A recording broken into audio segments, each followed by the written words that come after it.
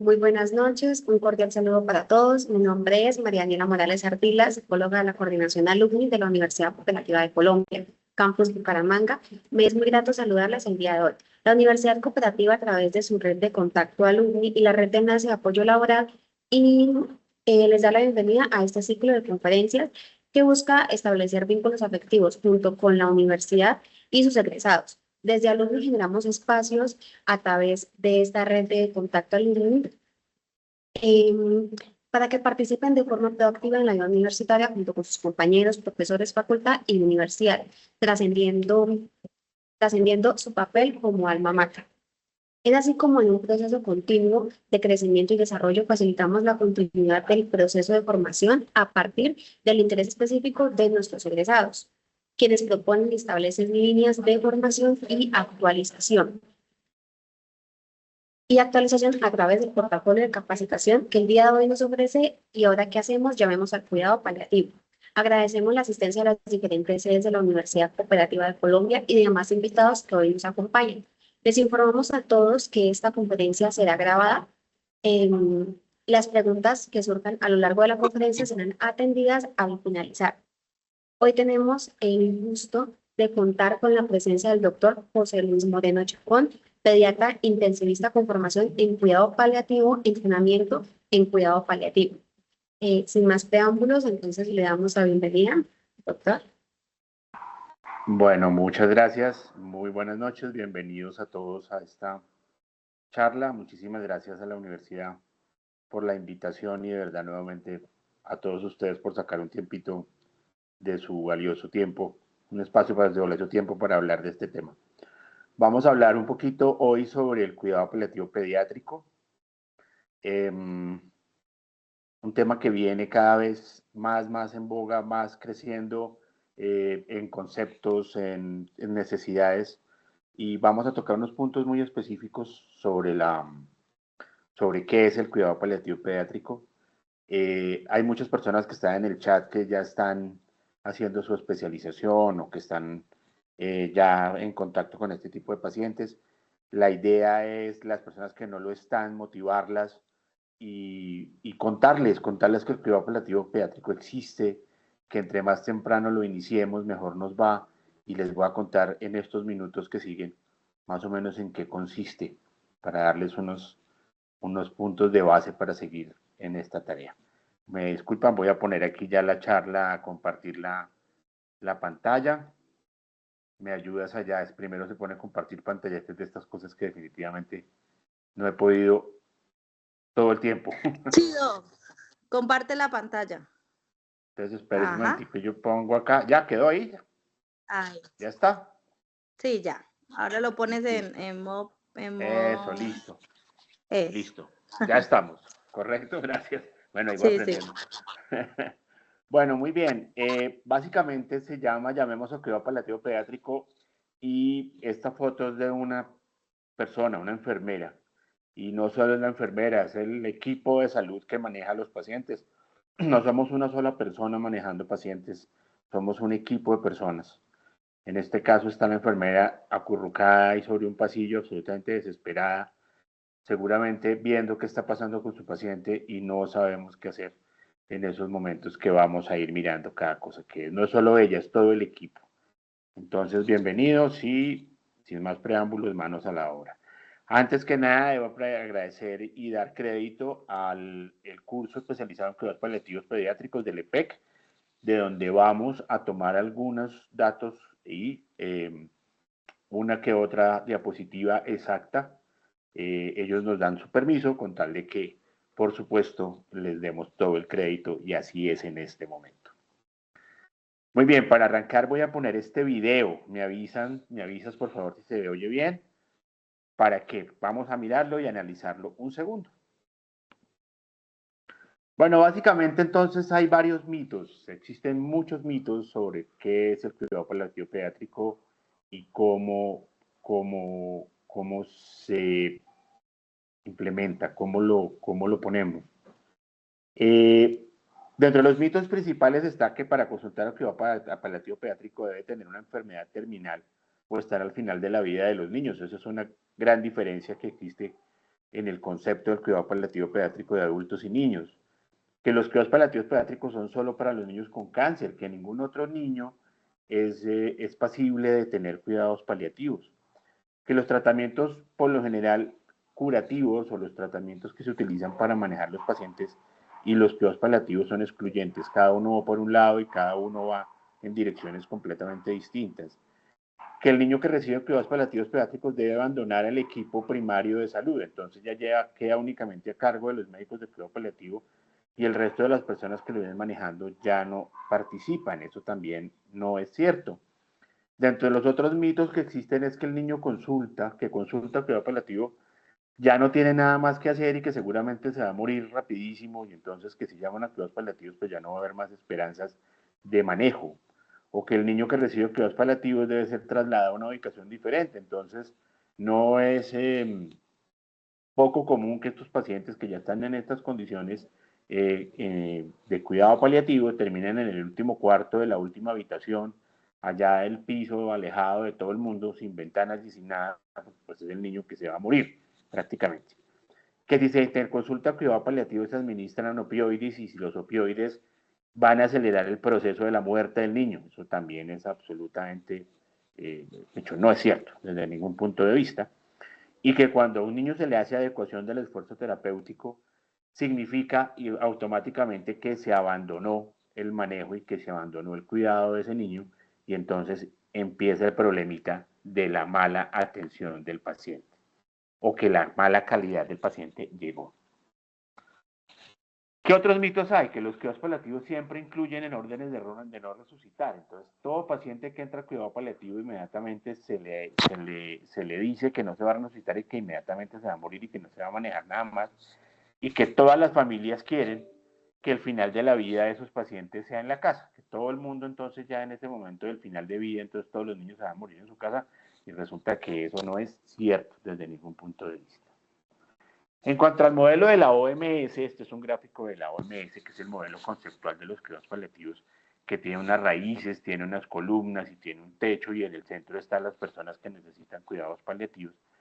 Arranca de unas políticas de salud claras y un empoderamiento de las personas y las comunidades, lo que estamos haciendo acá, donde nos sentamos y decimos, bueno, listo, vamos a hacer cuidados paliativos, vamos a empezar con la iniciativa, vamos a hacerlo y de eso tiene que partir una política, digo yo, no muy, pues claro, tiene que ser a nivel general de los sistemas de salud, pero lo podemos hacer en nuestro hospital, lo podemos hacer en nuestro centro de salud, lo podemos hacer en nuestro barrio, lo podemos hacer en nuestra comunidad, donde nos vamos a empoderar del asunto y vamos a empezarlo a hacer teniendo en cuenta que el cuidado paliativo se puede brindar en cualquier lugar. Parte clave la investigación, la disponibilidad del uso de medicamentos para los niños, la formación y la capacitación en los cuidados paliativos y como techo la prestación de cuidados paliativos en los servicios integrados de salud. Y el centro, los pacientes, las familias y las personas que lo necesitan. ¿Qué hacemos en cuidados paliativos pediátricos? O en general, pero pues estamos hablando de pediatría. Prevenir, identificar y tratar el sufrimiento, básicamente. Esa palabra la vamos a desglosar más adelante, el sufrimiento. Y el sufrimiento va pegado de la compasión, y entonces ahí era donde estábamos arrancando. ¿A quiénes vamos a prestarles ese servicio? A los niños con enfermedades crónicas progresivas, avanzadas, sus familias, y también a los equipos que los atienden. Es muy complejo el manejo de los equipos que los atienden cuando hay tantos factores que no colaboran en cuanto a los sistemas de salud para favorecer a los equipos y también favorecer a los pacientes.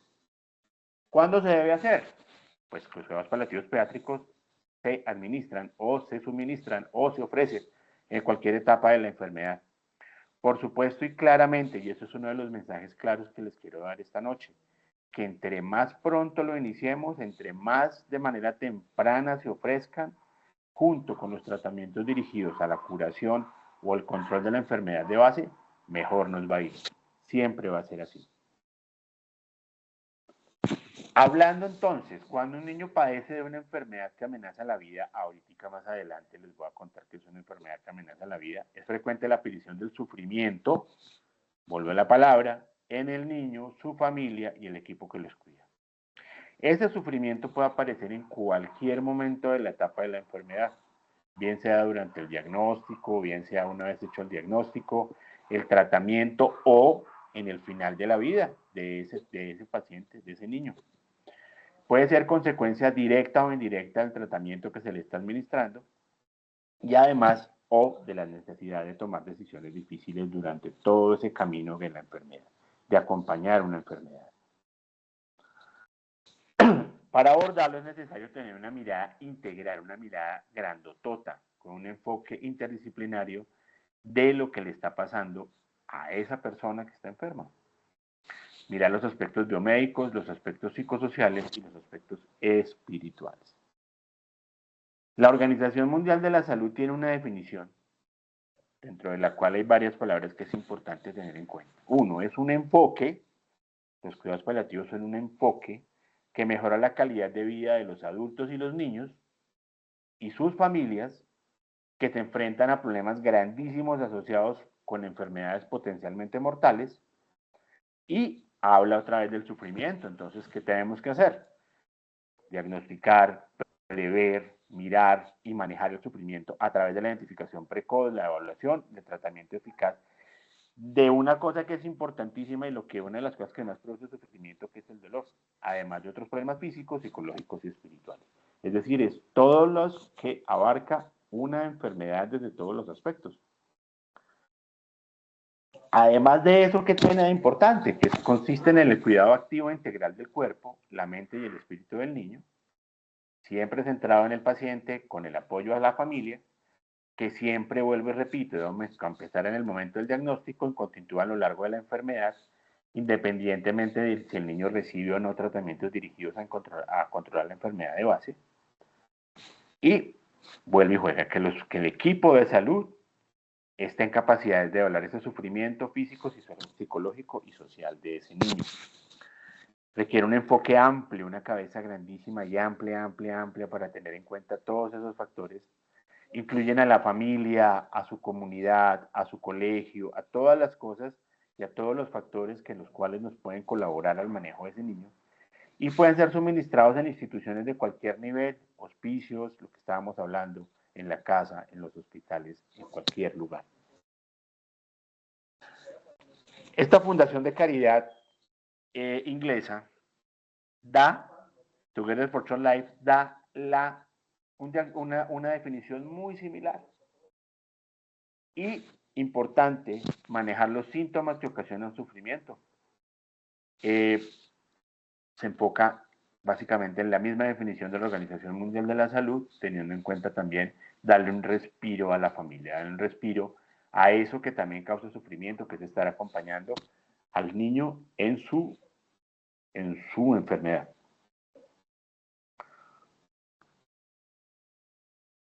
Entonces, ¿quiénes son las personas o a qué niños son pasibles de cuidado paliativo pediátrico? ¿A qué niños pueden ser candidatos para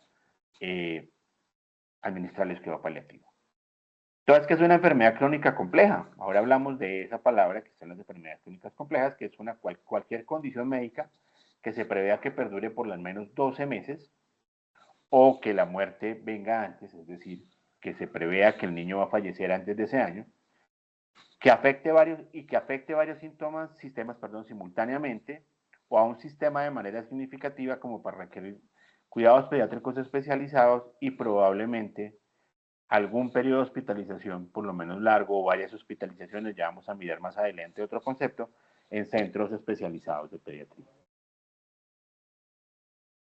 ¿Qué es una enfermedad que limita la vida? Es una situación en la que no hay razonable esperanza de cura. Estamos hablando de curación. La curación es revertir la enfermedad, ¿cierto? Y que se espera una muerte prematura. Entonces, hay un ejemplo. Distrofias musculares, trisomías importantes, la 13 y la 18. Enfermedades neurodegenerativas o enfermedades metabólicas. Es una enfermedad que limita la vida. ¿Qué es una enfermedad que amenaza la vida? Entonces es una condición en la que se tiene alta probabilidad de muerte prematura debido a la enfermedad, pero que también existe una posibilidad importante de llegar a la edad adulta. Entonces, ¿cuáles son esas? El cáncer en tratamiento, importante, una discapacidad neurológica severa, un manejo en cuidado intensivo, por ejemplo, por un trauma agudo, o que tenga ese paciente alguna dependencia de tecnología biomédica, llámese una traqueostomía o una gastrostomía, por ejemplo, una válvula de derivación. ¿Qué es un enfermo en fase terminal? Es una condición en la que la muerte es inminente, definitivamente en presencia de enfermedades que amenazan o limitan la vida, ya las vimos, y por lo general crónicas, sin posibilidad de tratamiento curativo. Esa expectativa de vida en esta definición, en este marco de estas enfermedades, se limita a 3 meses o menos. Y entonces, volvemos a nuestra Fundación de Caridad Británica, en su acción, en su accionar, hizo la clasificación ACT hace años, que se ha venido modificando, y ya tenemos 5 categorías, para mirar qué niños realmente necesitaban cuidado paliativo. Entonces, la categoría 1, enfermedades potencialmente mortales para las que existe un tratamiento curativo cuya efectividad no es segura. Estos niños pueden necesitar cuidados paliativos por largo o corto tiempo y luego que ya esté mejor, nuestra tarea como cuidado paliativo ha terminado o se puede suspender. ¿En qué momentos son? Entonces, enfermedades tales como el cáncer, la falla hepática, la falla renal, las cardiopatías congénitas complejas o el paciente que está en cuidados intensivos y que va a salir con dependencia de algún tipo de tipo biomédico, por ejemplo, o con alguna limitación con enfermedad crónica compleja. En la categoría 2 están las enfermedades donde la muerte prematura es inevitable. Definitivamente no va a haber nada que hacer. Para los que pueden existir periodos largos de tratamientos intensivos que le van a ayudar a prolongar su vida, que va a estar muchísimo mejor, pero que también van a permitir que los niños estén en actividades normales y tengan una buena calidad de vida, que vayan a su colegio, que estén en todas sus actividades de su barrio con sus amigos y que estén por largos periodos, inclusive hasta asintomáticos. Entonces está la fibrosis quística, las distrofias musculares y una enfermedad como el SIDA. En la categoría 3 son enfermedades progresivas sin ningún tipo de opción de tratamiento, donde es exclusivamente paliativo desde el momento del diagnóstico del paciente. Y por lo general son pacientes en los cuales este tipo de manejo va por muchísimos años. Una de ellas son las mucopolisacaridosis, cualquier tipo de enfermedad metabólica, con cada vez hay más terapias, cada vez hay más manejos, pero son siempre de tratamientos largos y prolongados, o enfermedades neuromusculares o neurodegenerativas.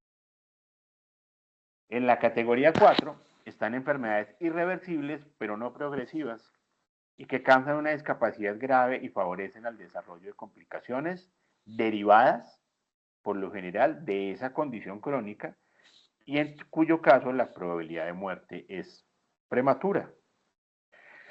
Los cuidados paliativos pueden ser necesarios en cualquier fase y pueden haber episodios impredecibles y periódicos de este tipo de cuidados. Pueden ser pacientes que están asintomáticos muchísimo tiempo y luego entran en periodos largos donde requieren muchísimo manejo. Por ejemplo, y cada vez más frecuentes, las parálisis cerebrales o las múltiples discapacidades luego de haber tenido, por ejemplo, un trauma craneoencefálico, de haber tenido una lesión cerebral severa, o cada vez también mucho más frecuentes, recién nacidos prematuros muy enfermos que estuvieron durante su fase neonatal muy enfermos y salieron con cierto tipo de enfermedades crónicas. En la categoría 5 están los niños que están por nacer con problemas de salud, entonces por lo general tienen un diagnóstico prenatal de enfermedades y que tienen una alta probabilidad de morir en el momento del nacimiento, o bebés que pueden sobrevivir solo unas pocas horas o días posteriores al parto.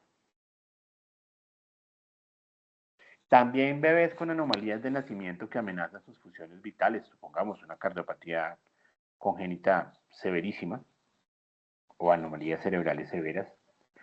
O bebés también en quienes la atención posterior al nacimiento se brindó en las unidades de cuidado intensivo neonatal con situaciones extremas, situaciones realmente muy malas y han desarrollado de ahí en adelante una condición crónica incurable, por ejemplo, la parálisis cerebral.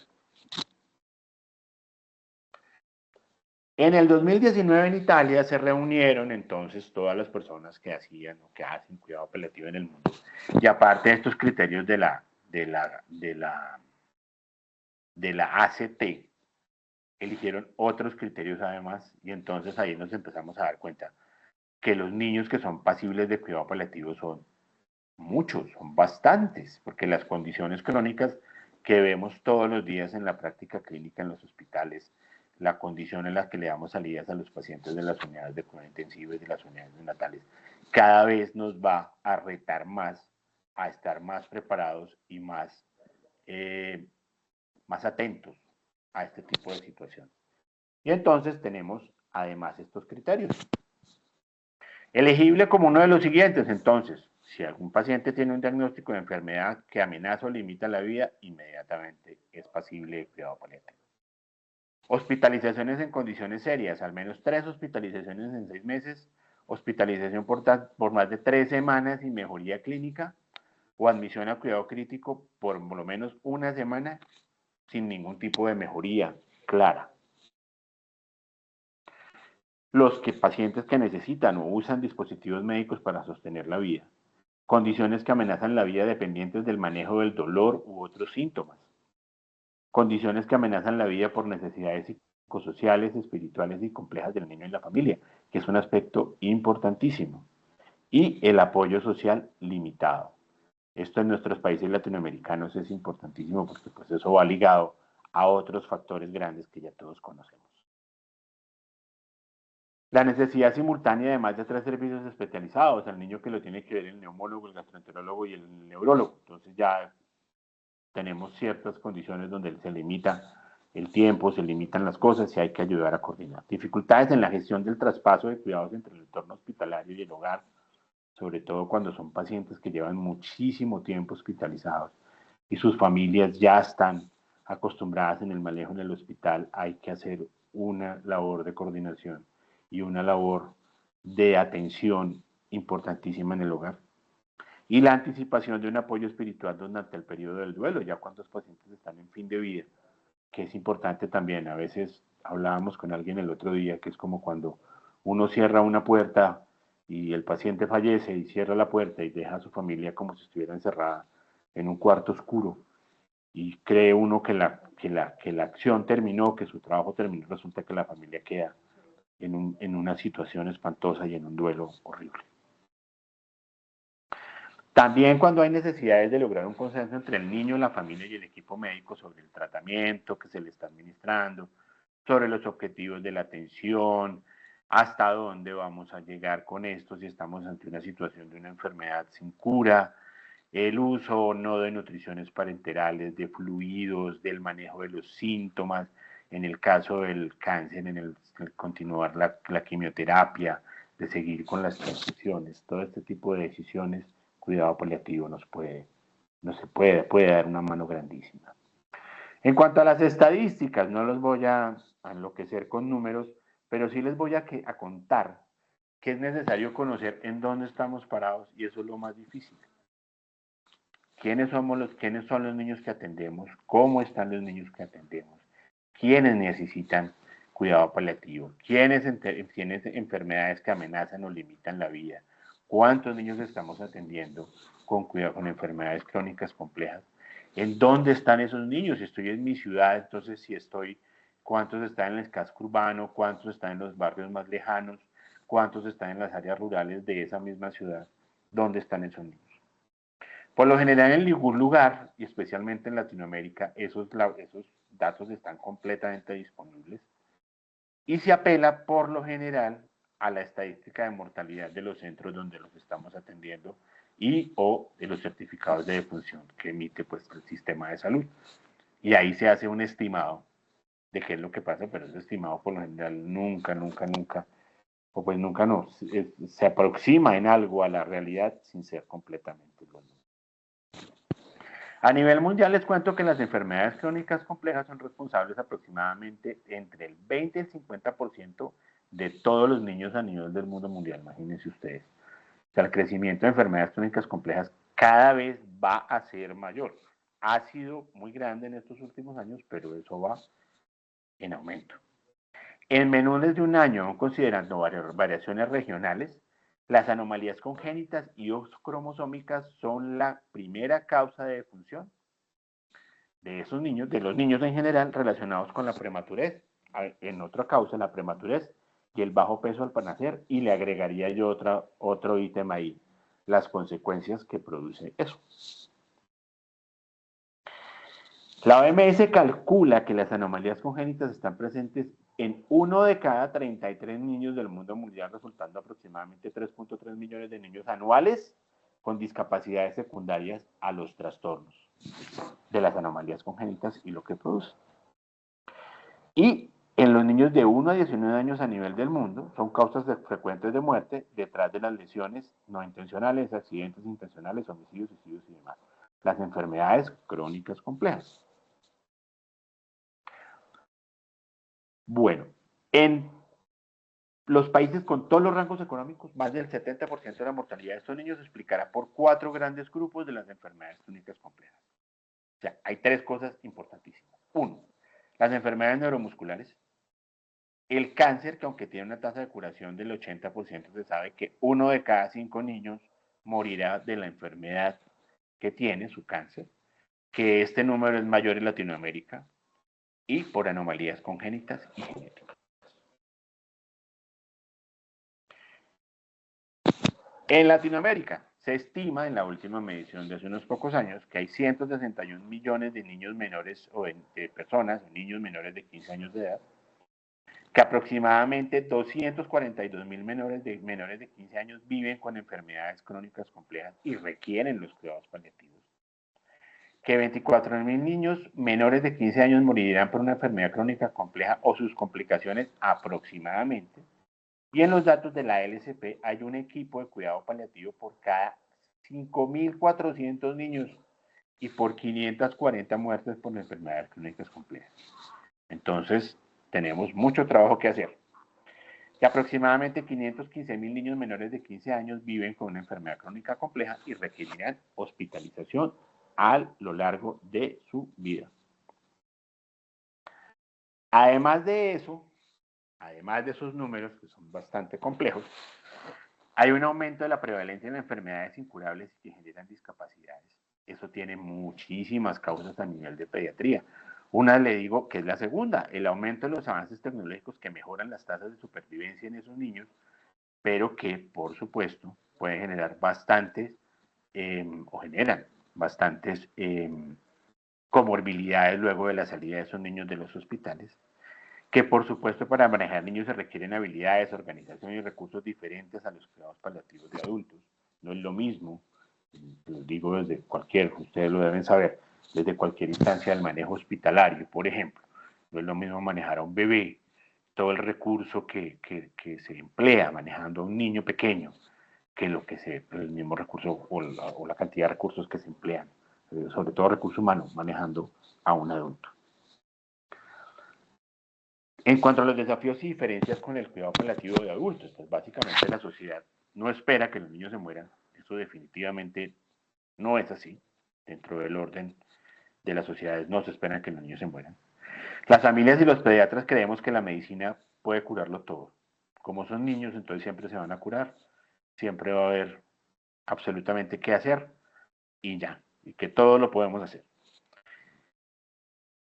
En ese orden de ideas se da una prioridad a los tratamientos curativos sobre los tratamientos paliativos en el caso de la pediatría, y que existe un vacío legal, por lo general, respecto a la toma de decisiones centradas en la familia y en el niño. A la hora de tomar decisiones difíciles, pues la comunicación, ese tipo legal, es mucho más complejo que en cuanto a una persona adulta.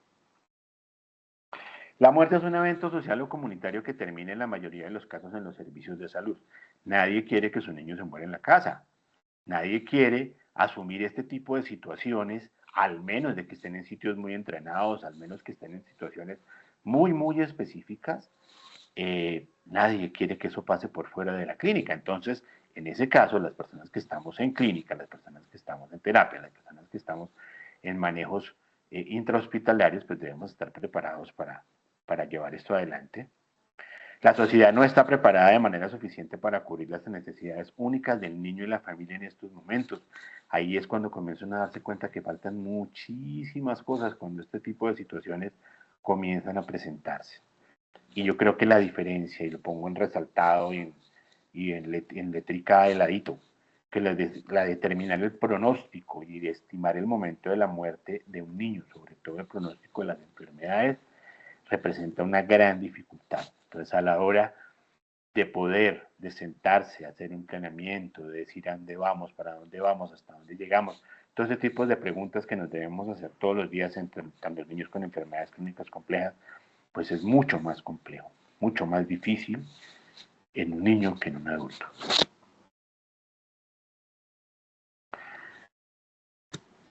La percepción que tiene la gente que los cuidados paliativos solo se utilizan cuando sean las personas y los colegas, muy complejo también, que los cuidados paliativos pediátricos solo se utilizan cuando se han agotado las acciones curativas, que ya no tenemos absolutamente nada más que hacer. Entonces ahora sí llamemos al cuidado paliativo a ver qué se puede hacer. Bueno, muy pocos pediatras, colegas y personal de salud que atienden niños están entrenados en la toma de decisiones conjuntas. Es muy complejo y lo ve uno en los servicios, llegan las personas que hacen cuidado paliativo, dan consejo, hablan con el personal, pero es complejo, es difícil. Son momentos muy, muy difíciles donde el apoyo del equipo de cuidado paliativo debe ser completamente unificado y todos por el niño y su familia. Pero este tipo de decisiones son muy complejas de tomar. La adecuada comunicación con la familia debe ser fundamental y vuelvo y repito, por eso cuando se administran cuidados paliativos tempranos, que debe ser el objetivo real de todas las cosas, la comunicación fluye, las familias se comunican mejor con sus equipos de manejo y con el equipo de cuidado paliativo y todo anda mejor. Ahí el manejo de la culpa y la expectativa de los padres debe ser clave para poder aminorar ese sufrimiento que produce tener a un niño enfermo. Definitivamente los niños pasan por tratamientos que los adultos definitivamente rechazarían, eso es clarísimo. Y las obligaciones hacia el niño pueden ser conflictivas y difíciles para resolver por parte del personal de salud. Vuelvo y le repito, manejar a un niño es mucho más complejo, el llanto, el dolor, muchas veces donde están solitos y no pueden estar con sus papás en ese momento, todo eso hace que sea mucho más complejo. La comunicación con los niños, por supuesto que es más difícil que con los adultos. Hay que entrenarse, hay que entender en qué etapa de crecimiento está el niño, cómo se comunica. Los medicamentos que se les administran no son los mismos medicamentos que en los adultos muchísimas veces. Ese vademecum es muy, muy limitado con respecto a las posibilidades de manejo en los adultos. Y por supuesto, la forma en que entienden los niños de entender la muerte, la agonía y todas las situaciones que se pueden suceder con el curso de la enfermedad son completamente distintos que con los adultos. ¿Por qué? Porque los niños se encuentran en proceso de desarrollo continuo, la comunicación es distinta y todo su imaginario es completamente distinto. Claramente no todos tienen las mismas habilidades de lenguaje, no es lo mismo manejar a un niño de 3 meses que a un niño de 15. Por lo general están en los hospitales donde no están en su casa, donde que no están en su ambiente cómodo. Muchas veces en sitios de terapia se encuentran solos, donde es muy difícil manejarlos. Y los niños no tienen cómo decirle a usted que no, definitivamente. Si nos ponemos claros, un niño chiquito pues es muy complejo y no tienen autonomía legal completa. Entonces la cosa se enreda. ¿De qué nos ocupamos en los cuidados paliativos pediátricos básicamente? En prevenir, identificar y tratar la palabreja que hemos puesto aquí durante varios diapositivas que se llama el sufrimiento. ¿El sufrimiento en quiénes? En niños con enfermedades crónicas, progresivas y avanzadas, en sus familias y en los equipos que los atienden. Es decir, en toda la parte que va el niño, su familia y los equipos que los atienden, las personas responsables de estar al cuidado de ese niño. ¿Qué es el sufrimiento? Entonces hablemos de la palabra, tratemos de desglosarla, tratemos de ponerla en claro. El sufrimiento es un estado de estrés severo que ocurre cuando la integridad de la persona se ve amenazada. ¿Y qué es la integridad de la persona? Pues la integridad de la persona, o de todos nosotros, de nuestra integridad, son todas las dimensiones que nos hacen las personas que somos. El cuerpo, la identidad, las prácticas, sus cualidades, sus defectos, sus capacidades, sus ideas, su historia, sus creencias, la autonomía, las relaciones que llevo yo conmigo mismo y con los otros, y las expectativas que tengo acerca de mi futuro. Eso es la integridad. Y cuando eso se ve amenazado, entonces existe el sufrimiento. Y entonces la integridad resulta que no se puede despegar de lo que le ha ocurrido a una persona, ni en el pasado, es dinámica, va hacia adelante, ya que va limitada, perdón, va unida a nuevas experiencias. Esto puede ser dañado, enriquecido, desarmado, rearmado, redefinido, todo lo que usted quiera. Y cuando una persona siente o una familia siente que su hijo no va a ser lo que era por lo que sea, muy bien dicen los papás y muy bien decimos todos y muy bien lo hemos vivido todos, que en un segundo la vida cambia. Exactamente es ahí el cuento. Porque es cuando te van a decir que esa persona que tú amas, que tú mismo estás, o que el niño entiende completamente que lo que le está pasando no va a volver a ser el que era físicamente, psicológicamente, todo lo que tú quieras, o que no va a poder realizar realizar sus sueños y expectativas como lo tenían pensado.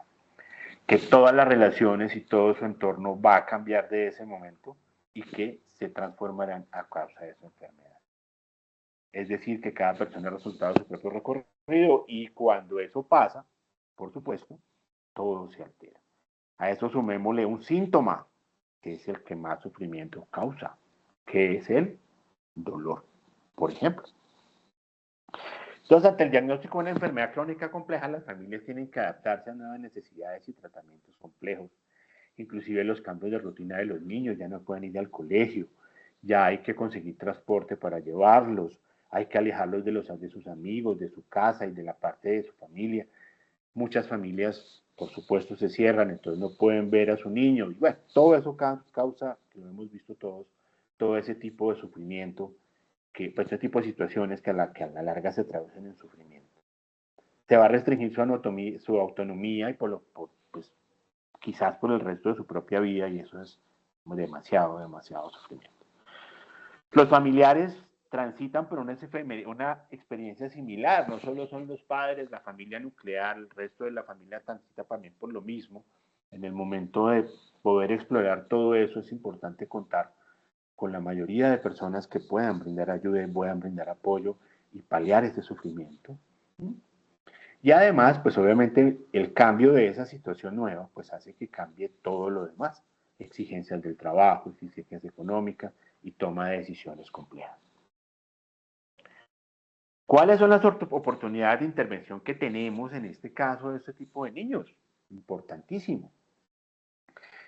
Entonces, en el punto A tenemos en el momento de diagnóstico o de descompensación aguda. Acuérdense, entre más temprano administremos los cuidados paliativos, siempre nos va a ir mejor. Cuando hay un proceso de recuperación y adaptación a una nueva vida, también tenemos una muy buena oportunidad de intervención en cuidados paliativos. C, cuando hay una descompensación severa y una recuperación incierta de este paciente.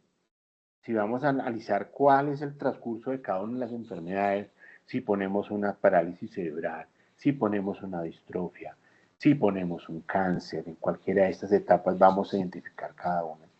Cuando hay un deterioro lento o precipitado de las enfermedades, cuando vamos a necesitar ya cuidados de fin de vida, que es otra parte del cuidado paliativo pediátrico, o cuando definitivamente nos dimos cuenta que la remisión del paciente es completa de su enfermedad, pero que requiere dependencia de algún equipo biomédico o las otras condiciones que ya hablamos con respecto a lo que necesita el manejo del paciente en su casa o el resto de su vida. Y este modelo es importantísimo. Ya les voy a mostrar este, que es el que debemos utilizar para nuestro cuidado paliativo pediátrico.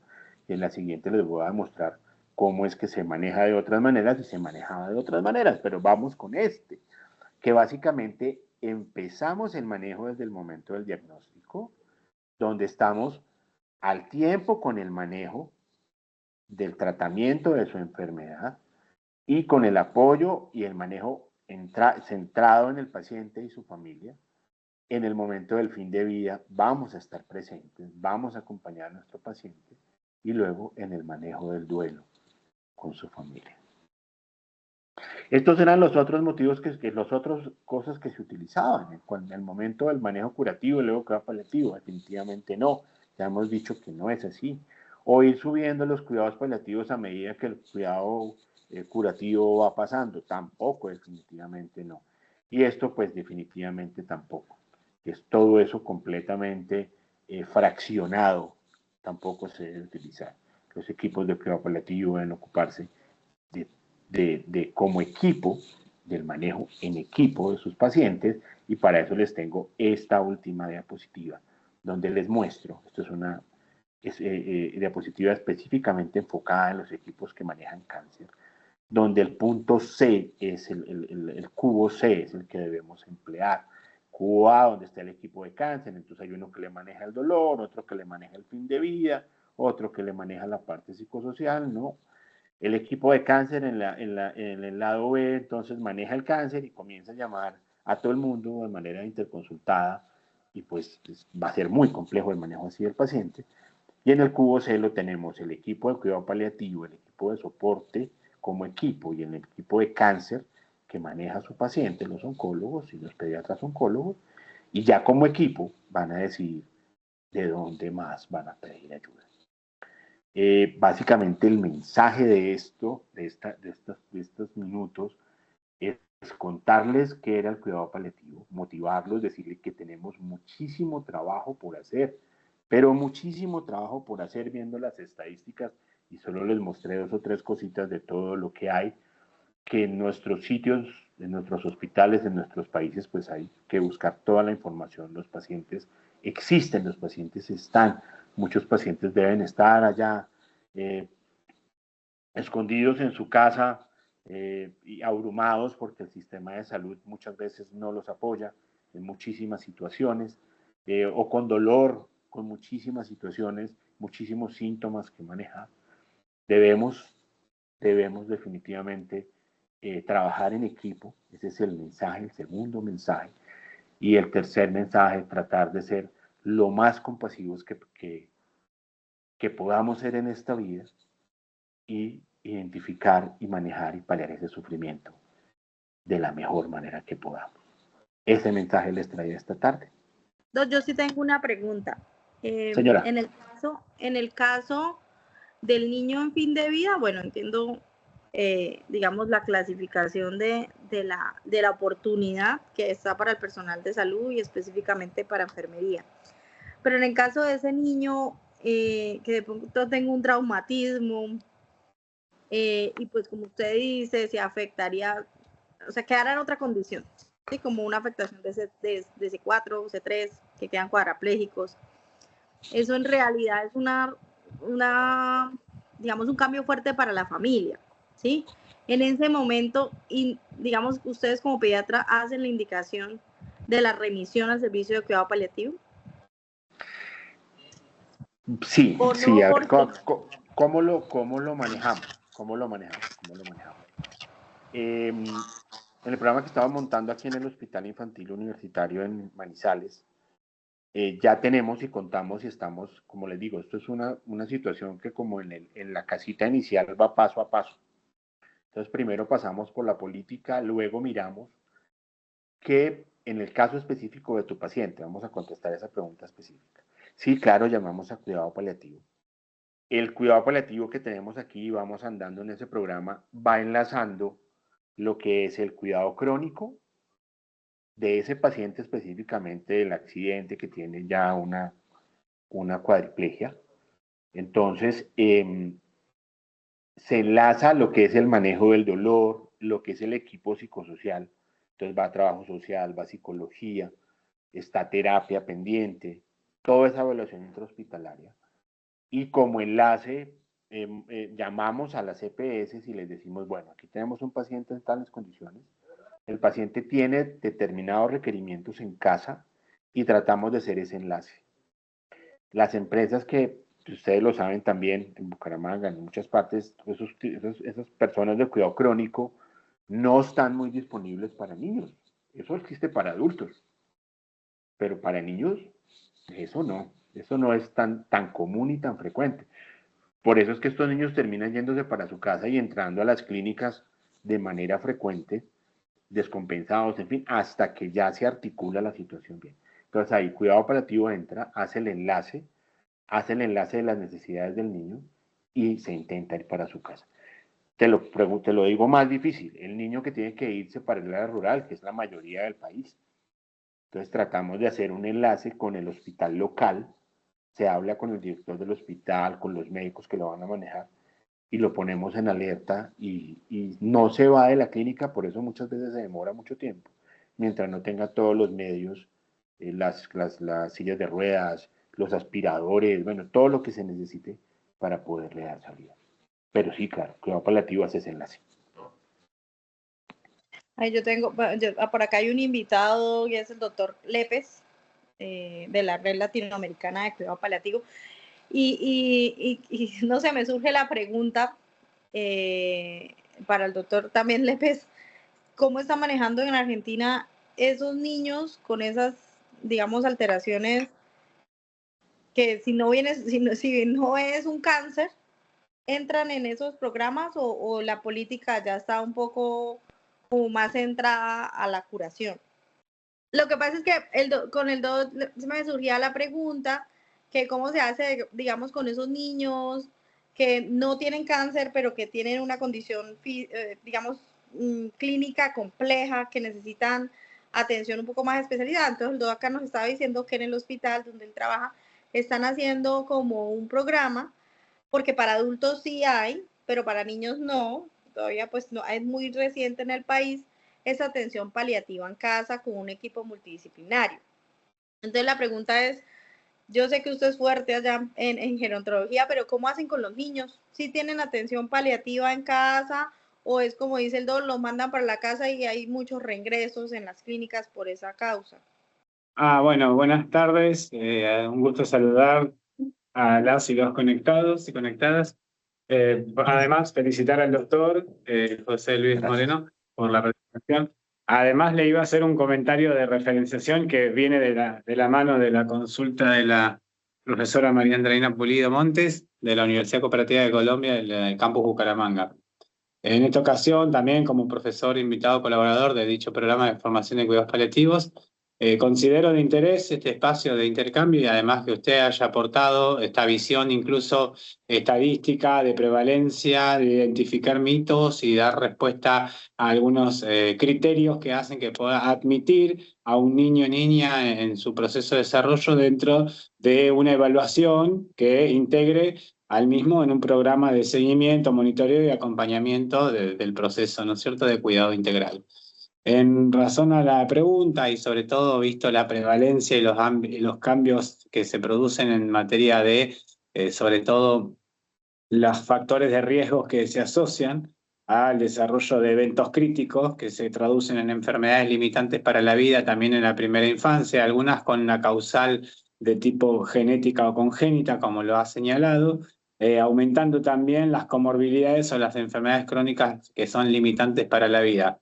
Hoy hablando también de enfermedades de carácter neuromusculares, que también son las más conocidas, las de carácter genético como la enfermedad de Pompe u otros eventos críticos como el intestino corto, que cambian la calidad de vida de un niño, o los que tienen requerimientos que son de dispositivos de soporte, por ejemplo, los que usan dispositivos para bomba de alimentación parenteral o enteral, los que utilizan dispositivos para la ventilación mecánica no invasiva, es decir, hay un conjunto de eventos de salud ya descritos por descriptores nosológicos que son los del CIE-11, la Clasificación Internacional de Enfermedades, y también la Clasificación Internacional de Procedimientos que establece los recursos con los que se hace la intervención para las personas que tienen eventos de alto riesgo, tienen atención en el domicilio.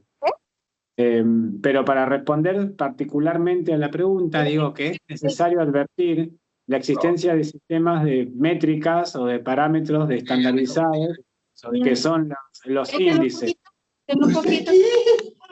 Profe, está activo su micrófono.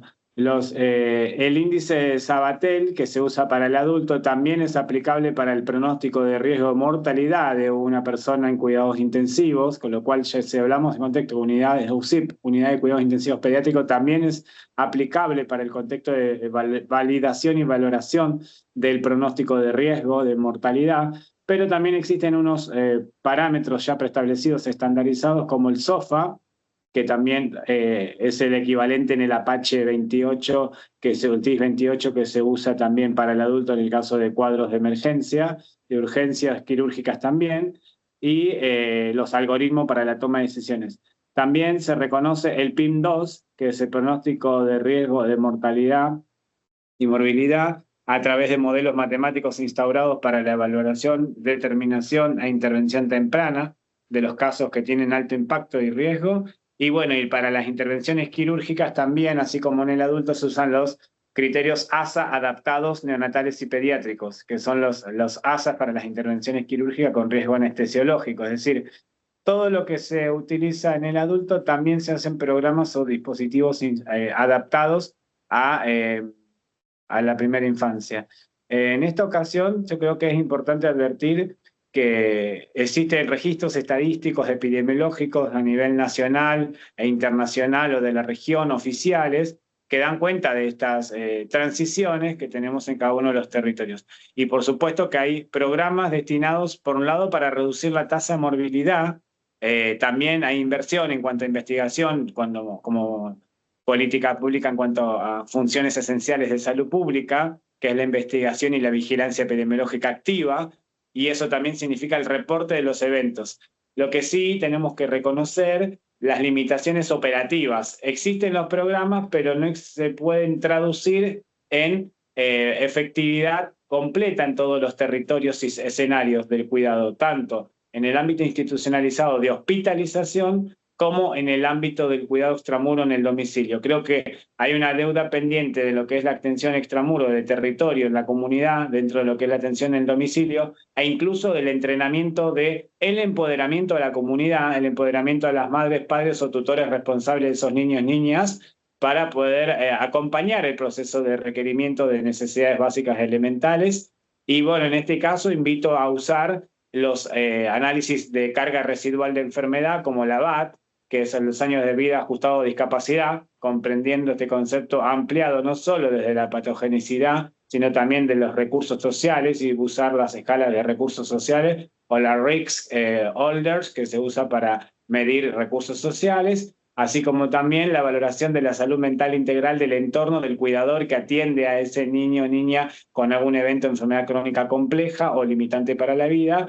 Entonces, los desafíos, como marcaba el doctor, son estos bien delimitados, pero también son estos del territorio. Y asumo que, tomando las palabras de un epidemiólogo como Jaime Braille, que es muy conocido en la región, tomar los determinantes socioculturales y también clínicos que se traducen en cambios en la calidad de vida de esos niños y niñas a partir de la presencia del evento desencadenante que se reproduce a través de la enfermedad que transita. Sí, existen programas, existen dispositivos, servicios. No existen hospice específicos para niños en la Argentina. Debo declarar esto. Sí, el hospice está instaurado como un dispositivo de salud, es un escenario de cuidado, pero dirigido al adulto, pero no tenemos hospice para pediátricos o neonatos. Sí encontramos programas aislados que tienen que ver con políticas de primera infancia de la UNICEF, pero son propuestas itinerantes que provocan la intención de buscar en el diagnóstico la intervención en una serie de eventos más de carácter universal que de la especificidad del paliativismo. Es decir, no se aboca a la mirada del paliativismo, pero sí discurren las discusiones, en las conclusiones, lo que son los programas de UNICEF para la primera infancia y el programa CEPAL-CELAE, sobre las discusiones bioéticas o éticas en cuanto a, sobre todo, rehabilitación infantil. Esos son los puntos críticos que sí toman los documentos de UNICEF como estándares y documentos internacionales, que convoca también a reflexionar en esta lógica de cómo es la recuperación, la reinserción y el proceso de restauración de la salud de estos niños, entendiendo su cadena epidemiológica. Creo que nos queda un análisis mucho más pormenorizado por hacer al respecto de eso y seguir pensando en el diseño de dispositivos que parametricen, como puede ser el Karnofsky, pero adaptado para menores pediátricos, porque aún así el Karnofsky, si bien mide necesidades paliativas como el NECPAL, que es otro instrumento ya validado, aún así requiere su adecuación y ajuste y validación a los contextos del cuidado en pediátricos. Así que creo que ha ampliado bastante la respuesta sobre el comentario y me parecía oportuno añadirlo en este espacio, ya que la pregunta disparadora de la temática es ¿qué sabemos de los cuidados paliativos, hacia dónde vamos, ¿no? A nivel de la población pediátrica? Y creo que la respuesta final es bien filosófica. Solo sé que no sé nada. Y esa es un poco la conclusión a la que llego. Y esto lo digo en términos más universales, doctor. Sí, sí, doctor, muchísimas gracias, ¿no? Por supuesto. Y oyéndolo hablar, creo que es lo mismo que nos pasa en toda Latinoamérica, ¿no? El paciente se va en las áreas rurales, ustedes que tienen una extensión de terreno tan grande, aquí que estamos llenos de montañas, entonces usted va a su paciente y comienza realmente el problema, ahí comienza realmente el problema. Que aunque se puede administrar el cuidado paliativo en muchas partes, se debe administrar en su casa, pues las limitaciones físicas, geográficas, empezando por ahí, hace que la cosa no sea tan sencilla, así existan los programas y así esté todo cuento validado, puesto, formulado. La disposición de las farmacias para los medicamentos opioides es muy limitada, por lo menos acá es muy limitada, entonces eso hace que la situación sea muy, muy difícil.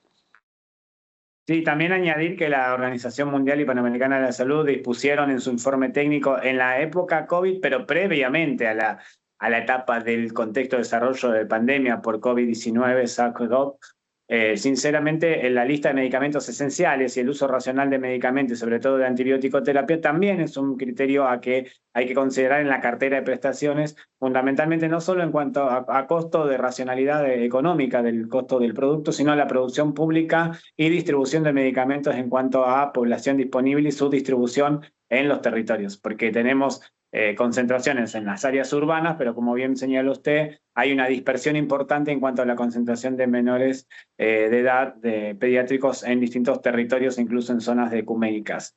Entendiendo entonces que efectivamente, y aún así hay que pensar en el mundo los cambios de los eventos de alto impacto en la salud mental, que también se puede considerar un criterio que debe ingresarse a cuidados paliativos, la valoración psicosocial y salud mental de esos niños que pasan por procesos de contiendas bélicas o de eventos traumáticos.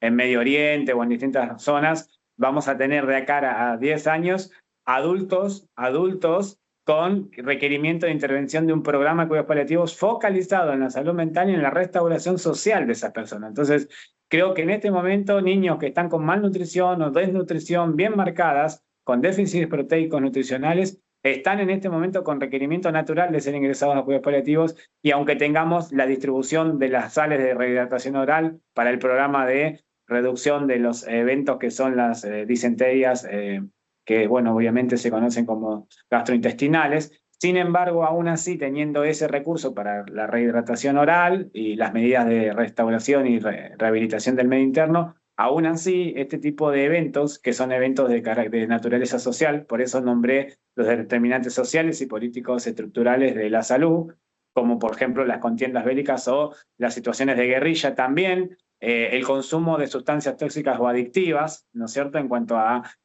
adolescentes que también están del grupo de los pediátricos, entendemos que también estos tienen un criterio de inclusión y de ingreso a un programa de cuidados paliativos a nivel de la población pediátrica y adolescente.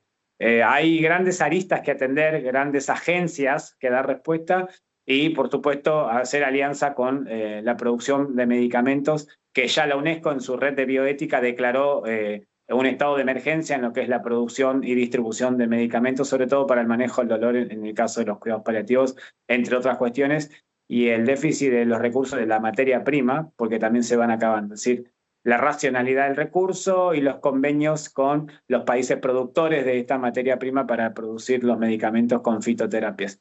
Creo que también ese es otro capítulo a desarrollar. Bueno, no quiero ampliarme porque sé que el tiempo es tirano, pero los puntos son críticos. Doctor, muchísimas gracias. Muchísimas gracias por su aporte, importantísimo. A ustedes, por favor.